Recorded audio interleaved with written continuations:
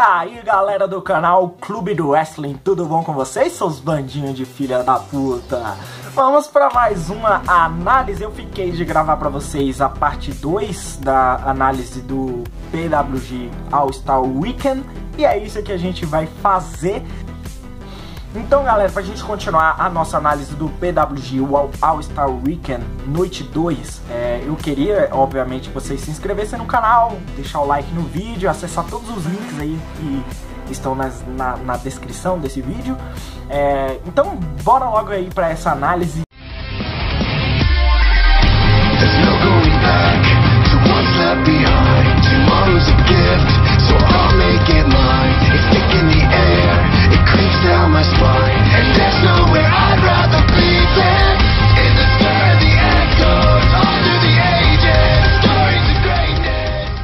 O PWG All-Star Weekend Noite 2 começa com uma luta entre Adam Brooks e Jonah Rock, os dois perdedores da Noite 1. Inevitavelmente, alguém sairia com a segunda derrota nesse pay-per-view.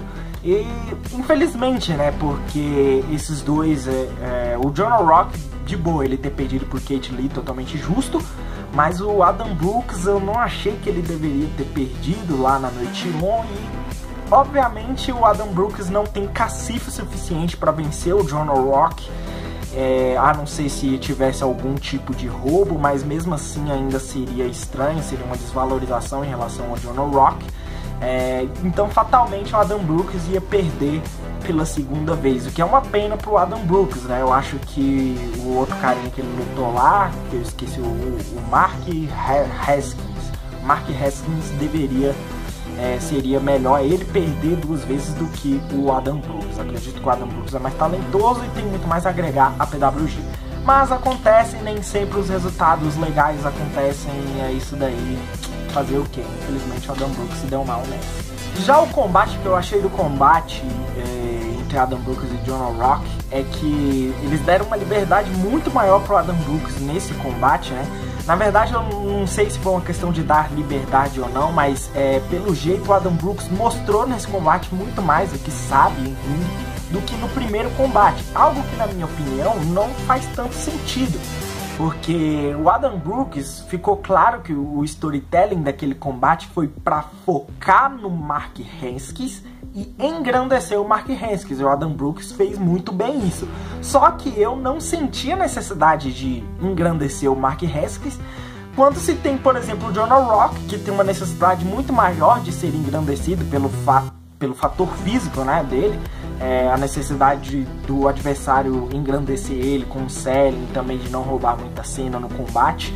Eu senti muito mais a necessidade de fazer isso nesse combate do que contra o Mark Haskins. Parece que trocou, né? Ele engrandeceu o Mark Haskins e lutou de igual para igual com o Jonah Rock. Eu achei um pouco estranho, mas fazer o que, né? Pelo menos com esse tipo de liberdade que o Adam Brooks teve, nós tivemos um grande combate, um combate bastante equilibrado, e que rendeu aí uma boa luta, né? No caso aqui eu dei 3.75, que não é uma nota ruim, é quase 4 stars. Pelo tempo a match prometeu, a match cumpriu com quem prometeu, e é isso daí, né? Combate bom. Bora pro segundo combate da noite do PWG. E a segunda noite já estava se desenhando para ser melhor do que a primeira, né? Principalmente porque as 3 primeiras lutas da primeira noite foram apenas umas simples 3 stars, e não tiveram tanta qualidade assim.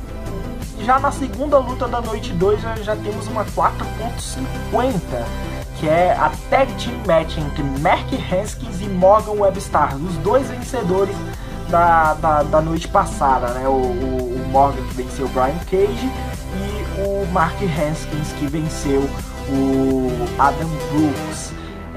E como eu já disse, né, eu não gostei muito da escolha desses dois para enfrentar o The Young Bucks. Acredito que o Brian Cage e o Adam Brooks, eles dariam muito mais caldo, muito mais fervor, mete uma imprevisibilidade maior no resultado, porque o que acontece? Esse resultado ficou muito previsível, porque o Mark Haskins e o Morgan Webster, eles não têm cacife para vencer The Young Bucks. O Brian Cage por outro lado, e o Adam Brooks, por ter uma fama maior, por ter mais fãs, e também por ter uma qualidade maior, a gente teria uma dúvida na cabeça. Será que o Brian Cage e o Adam Brooks vão vencer o The Young Bucks? Porque ficou muito óbvio que o Haskins e o Webstar iriam perder. Só que ainda assim, por diversos momentos da match, até parecia que eles tinham alguma chance de vencer. Mas por quê? Porque o The Young Bucks, eles são tão bons em engrandecer outras tags que são abaixo deles e nivelar elas através do seu carry. Eles são tão bons nisso que realmente deu a impressão de que o Mark Haskins e o Webster poderiam vencer sim o The Young Bucks, mas graças a Deus, né, The Young Bucks venceu num grandíssimo combate, né, muitos spots, muitos moves, e é isso daí, todo combate do The Young Bucks é assim, e realmente a gente tem o privilégio de poder acompanhar essa tag na PWG. E a terceira match da noite 2 já entra com Mark Skull e Joey Janela. Mark Skull que fez uma aparição meio desnecessária no combate do The Young Bucks, né? Foi uma aparição engraçada, mas pô, totalmente desnecessária aquela aparição. E aí ele logo em seguida já teria um combate com o Joey Janela, né? O Janela que venceu o Trevor Lee na noite passada. Basicamente eu acho que quem vencesse ali entre o Trevor Lee e o Joey Janela iria enfrentar o Mark Skull.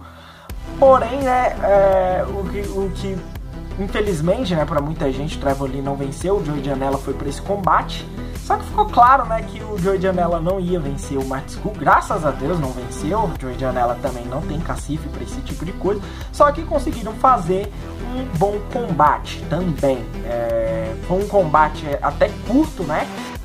Só que o que tem que se destacar desse combate é realmente a aula de carry que o Mark Skull dá, né? E também outra coisa que eu gostei bastante da match, que os movimentos eles ficaram bem coordenados, né? Eles tiveram uma química ali muito boa, ambos pareciam se conhecer bastante ali, não ficou nada antinatural, ficou bastante natural a luta, bastante realista também. Ficou uma luta leve, curta e gostosa de se assistir, né?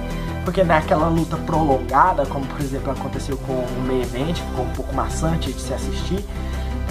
O Mark Skull com o Joey Janela conseguiram, por outro lado, fazer uma match muito boa, mesmo com um curto intervalo de tempo que eles tiveram para fazer a match. E o quarto combate já é o ápice do meu vídeo, acredite, é o ápice do meu vídeo mesmo, porque não tem como esse combate não ser o ápice do meu vídeo, porque a gente vai falar primeiramente da melhor match da noite, das duas noites, do pay-per-view, no caso do All-Star Weekend, noite 1 e noite 2, esse foi o melhor combate, e um combate do qual gerou uma certa polêmica, não uma certa polêmica, mas uma certa discussão, porque eu lembro muito bem que há uns 20 dias atrás, quando o Dave Meltzer lançou as notas de todos os combates, já dando os spoilers de quais foram os resultados, antes mesmo de ser lançado para o público que não foi ao show assistir, ele deu 5 stars para essa match, que é a match entre o Walter e Zack Sabre Jr.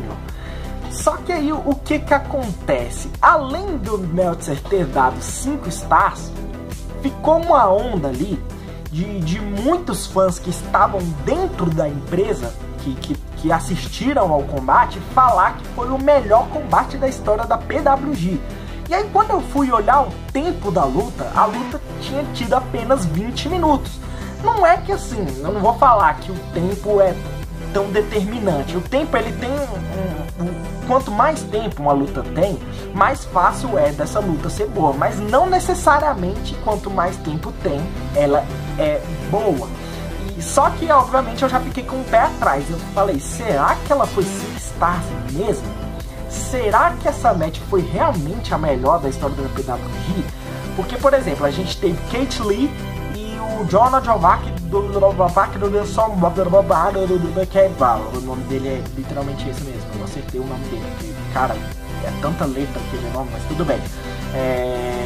Foi 5 stars e realmente foi uma luta muito, mas muito boa mesmo. Só que ainda melhor do que essa luta foi a luta entre Ricochet, Will Ospreay e Matt Sydal versus The Young Bucks e Adam Cole. Cara, aquela luta foi simplesmente espetacular e para muitos a melhor da história da PWG.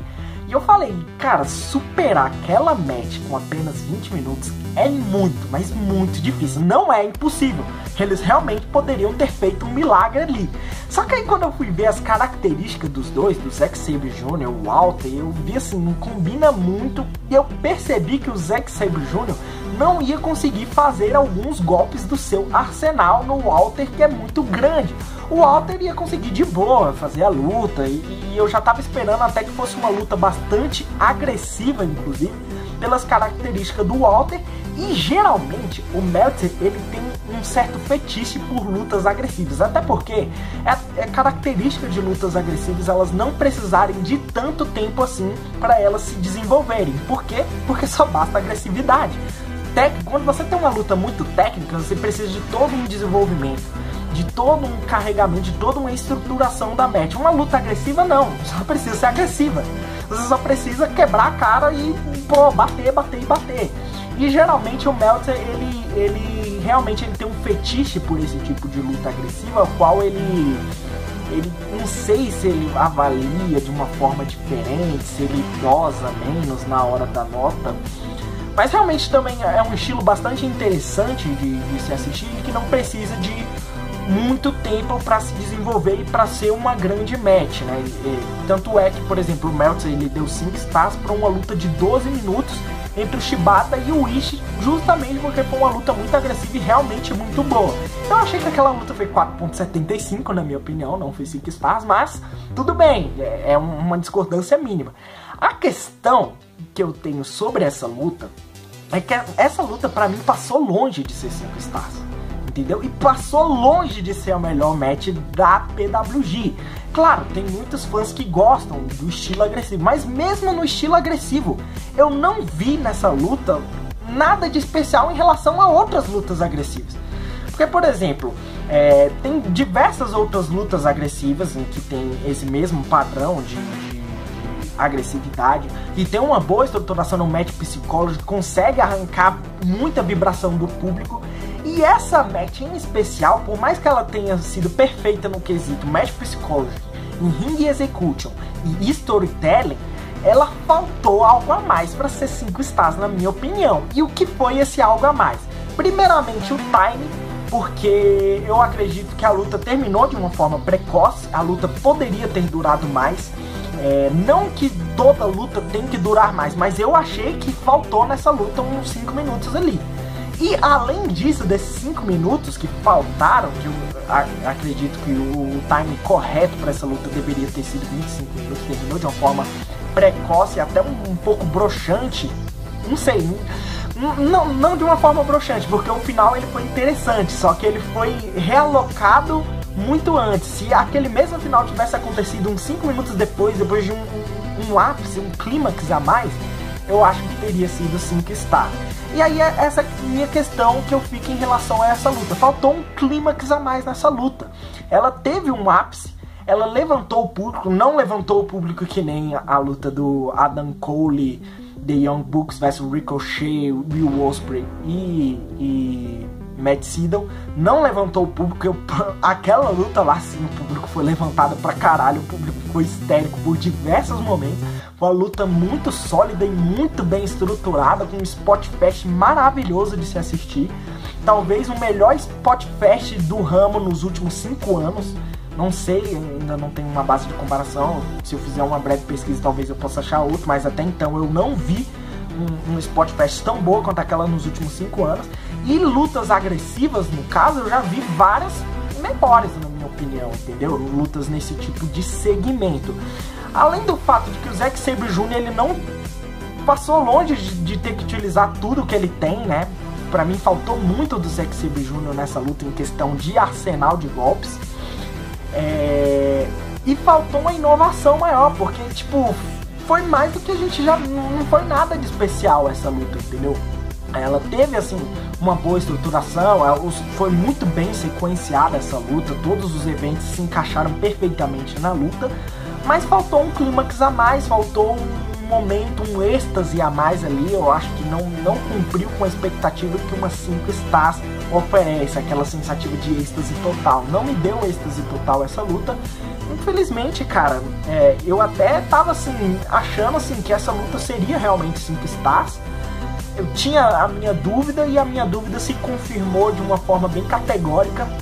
Essa luta pra mim, nem mesmo 4.75 pode ser dada essa nota. Por isso que eu dei 4.50 para essa nota, descontando 0.25 de timing e 0.25 de innovation. Só que também eu destaquei aqui alguns defeitos dessa match que distanciam ela de uma 5 stars, mas também ela teve muitas qualidades, até porque uma 4.50 não é qualquer coisa, e foi a melhor combate das duas noites, porque ela foi a melhor estruturada, digamos assim. Só que o que fica de destaque nessa match é novamente a mesma fórmula que foi usada na match entre o Ricochet e o Walter. Só que sem o rework do Ricochet, na verdade, Zack Sabre Jr. utilizando um face work ali.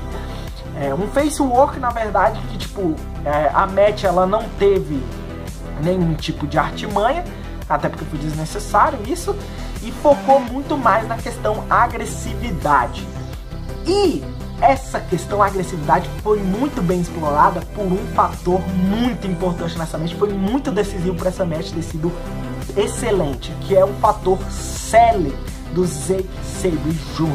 O Ricochet ele teve esse tipo de qualidade na noite passada, na noite 1, uma qualidade que deu uma força para a match impressionante, e o Zack Sabre Jr. se utilizou de overselling, um estilo que ele geralmente não utiliza, se utilizou de overselling para engrandecer ainda mais os moves do Walter, e funcionou perfeitamente. O selling do Zack Sabre Jr. foi tão bom quanto do Ricochet.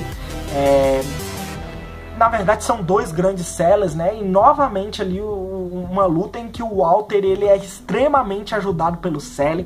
O Walter tem essa agressividade, ele tem uma qualidade muito grande na hora de aplicar os golpes. E aí quando você junta um cara que aplica tão bem os golpes com alguém que sela tão bem os golpes, cara, é tão gostoso de ver, cara, é tão gostoso de ver que sinceramente deu um êxtase muito grande essa luta, cara. Deu um êxtase muito grande.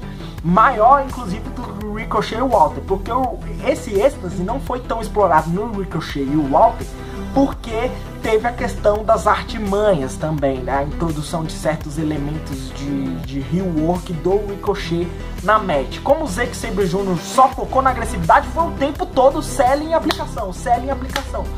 A luta foi selling em aplicação, é o que define a luta, cara.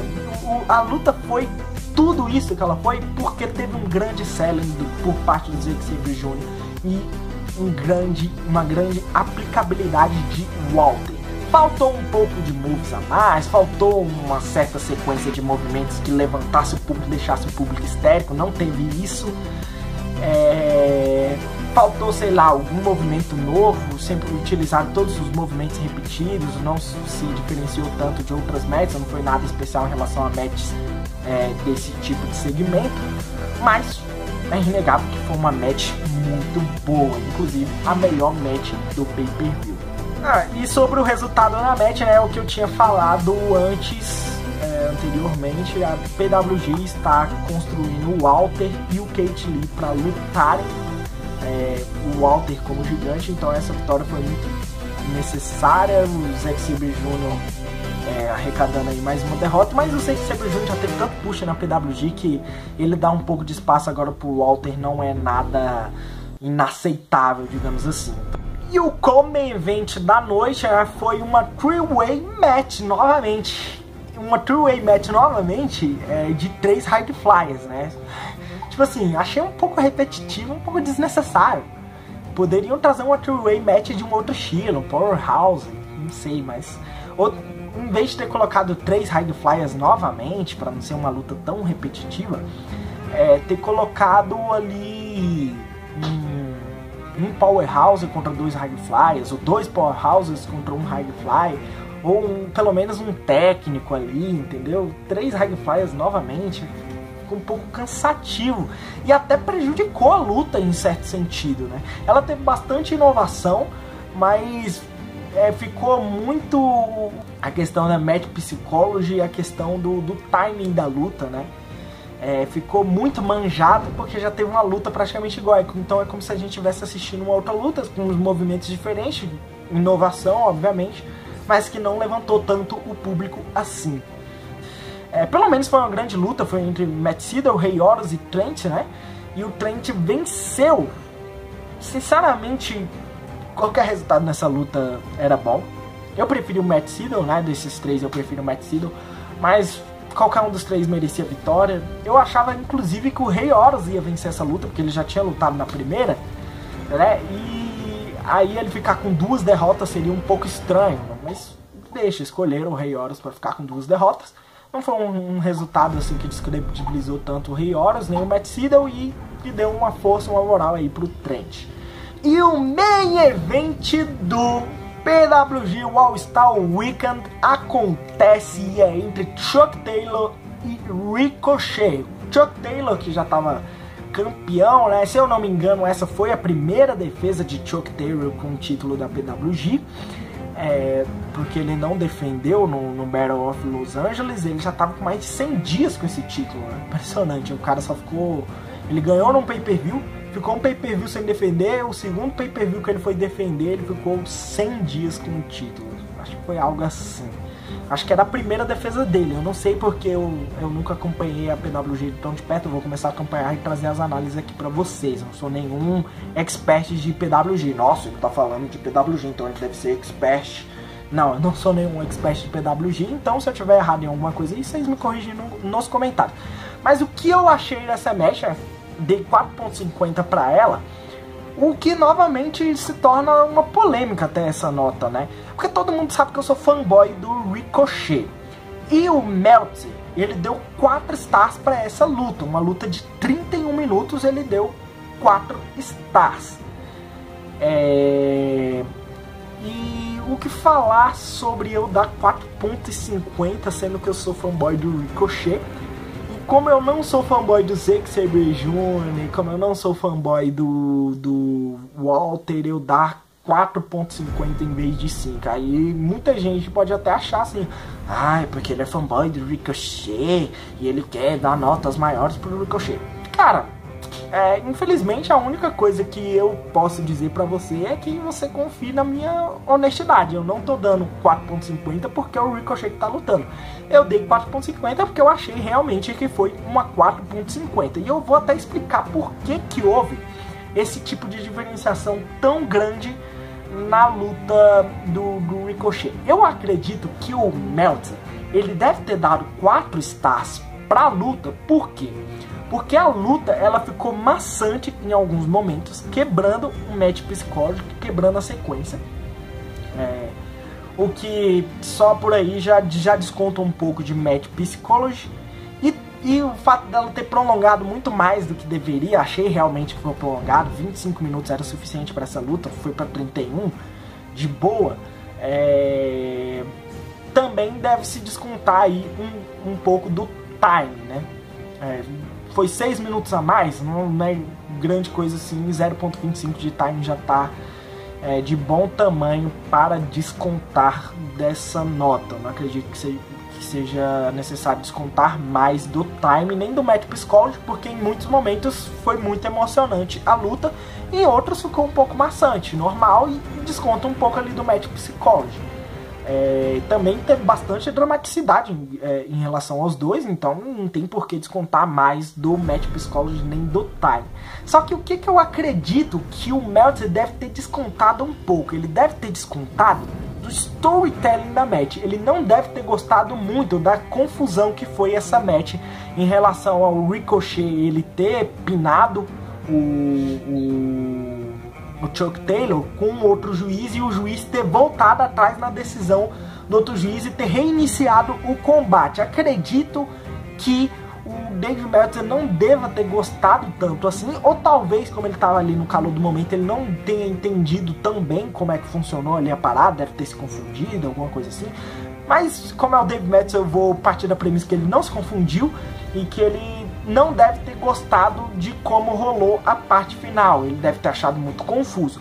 Na minha opinião, eu não achei confuso e achei normal, inclusive até inovador por parte do storytelling. Eu só achei um pouco desnecessário, mas um pouco assim, não que mereça ser descontado na nota do storytelling. Eu achei um pouco desnecessário o Chuck Taylor ter tirado a terceira corda. Eu não sei se é característica do personagem do Chuck Taylor. Se for uma característica do personagem dele de sempre tirar a terceira corda, porque parece que eu já vi ele tendo tirado a terceira corda em outros combates, foi uma característica do personagem dele, já é totalmente perdoável, nem entra em discussão nisso. Mas se não for uma característica do personagem dele, se ele não faz isso com uma certa frequência, achei um pouco desnecessário sim. Mas também deu um ozes a mais pra match, deu um clímax a mais pra match, uma diferenciação, um certo tipo de inovação. E não foi algo assim, embora desnecessário, não foi algo que prejudicou o storytelling da match em nenhum sentido. E que até deu uma ajudada na questão de diferenciação em relação a outros combates, ou seja, uma ajudada na inovação, porque até então o combate não estava tão inovador assim, eu ia dar 0.75 de inovação para essa match. Só que aí quando reiniciou e ele cortou ali o negócio, eu falei, cara, não tem como, eles inovaram bastante. E também a sequência final, muitos moves, uma execução em ringue muito boa. Então assim, talvez o Meltzer, além de ter achado desnecessário essa tirada da terceira corda, ele deve ter achado confuso a história, a forma como aconteceu o final. Eu não achei confuso, eu entendi como aconteceu e gostei até do jeito que aconteceu a história. Achei interessante, achei inovador, achei inusitado e gostei, foi basicamente isso. Por isso que eu devo ter dado 4.50 e o Meltzer deve ter dado 4 stars. Além do fato de que também a metodologia de nota do Meltzer também não é tão técnica assim. Então eu contei assim os mínimos detalhes e realmente calculei dessa forma. O Meltzer, ele deve ter tido mais ele deu aquela nota mais da impressão que ele teve da match. E também o que falar do resultado dessa match, o fato do Ricochet ter sido campeão, né? É que é quase certo que o Ricochet ele irá para a WWE. Então provavelmente a PWG deve estar dando um push de despedida pro Ricochet. E além desse push de despedida, né? Deve estar dando ali, sei lá, um certo tipo de premiação. O cara é o primeiro vencedor duas vezes, primeiro duas vezes vencedor do Bola. Então, cara, do Bola Battle of Los Angeles, tá? Pra quem não sabe, é um torneio, o principal torneio da PWG, principal torneio anual da PWG. E até estranho, né? Porque assim, muita gente pode dizer, ah não, ele tá ganhando push só porque ele vai pra WWE, que saco, o outro merecia mais. Mas se você parar pra pensar, o Ricochet ele já fez muito pela PWG, muito, mas muito mesmo. Ele já tem umas 5 stars na PWG. Ele tem muitos bons combates na PWG, um retrospecto muito bom na PWG. Primeira vez, o primeiro vencedor 2 vezes do Battle of Los Angeles. E eu acredito, sinceramente, que mesmo se ele não fosse para a WWE, ele merecia esse título da PWG. Porque, vamos parar para pensar, pelo tanto que o Ricochet já fez pela PWG, tanto de luta que ele já teve. E até hoje ele não ter sido campeão da PWG é até estranho. É até estranho, na minha opinião. Ele já deveria ter sido campeão há muito tempo. Então, acredito assim que o push foi merecido.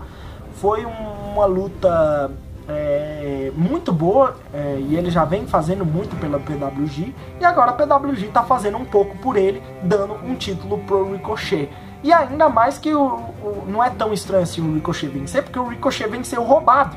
Então, tipo, é um push bem justificável, por mais que muita gente já, não, tá sendo muito forçado, eu acredito que tá passando longe de ser forçado o Ricochet. Não tá sendo forçado até porque ele ganhou roubado. E mesmo se não ganhasse roubado, mesmo se ganhasse limpo, ele tem totais condições de vencer o Chuck Taylor, e vencer o Walter, e vencer qualquer um da PWG, inclusive, né? O Ricochet já vem fazendo muito pela empresa. Sempre foi over, sempre foi assim, sempre teve credibilidade. Então, pra mim, totalmente merecido.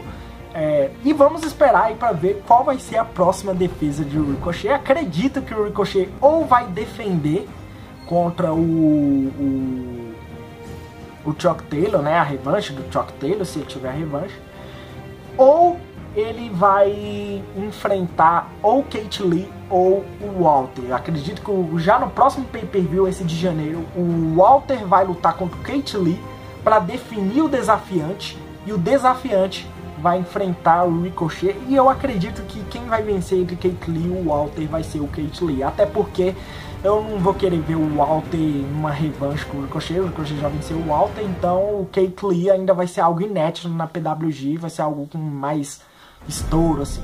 Mas acredito que se o Ricochet for pra WWE, ele já vai perder no próximo, né, no início de janeiro, acredito eu. Mas se ele não for pra WWE, ele vai defender o título ali. O resultado da luta é o que vai definir praticamente se ele vai pra WWE ou não, se ele defender ou não. Se ele defender com sucesso, ele vai ficar na PWG pelo menos até março. Se ele perder o título, é quase certeza que ele vai pra WWE. E acredito que vai ser entre esses três, Walter, Keith Lee ou Chuck Taylor, que vai enfrentar o Ricochet. Se você acha que outra pessoa vai enfrentar o Ricochet, deixa aí nos comentários e deixa a sua opinião também sobre a análise aí, se você tiver discordado de alguma coisa. Então é isso, galera. Essa foi mais uma análise geral, a análise do PWG All-Star Weekend, noite 2. Então é isso, né? Terminou, foda-se, porra, não sei como encerrar essa merda. Cara, acabou, velho, acabou. Desliga essa merda aí, tira daí. Mas antes de desligar, todo aquele procedimento padrão, aquela procedimento padrão, deixa o like no vídeo, se inscreva no canal, eu divulgo o vídeo, acesse os links aí da descrição.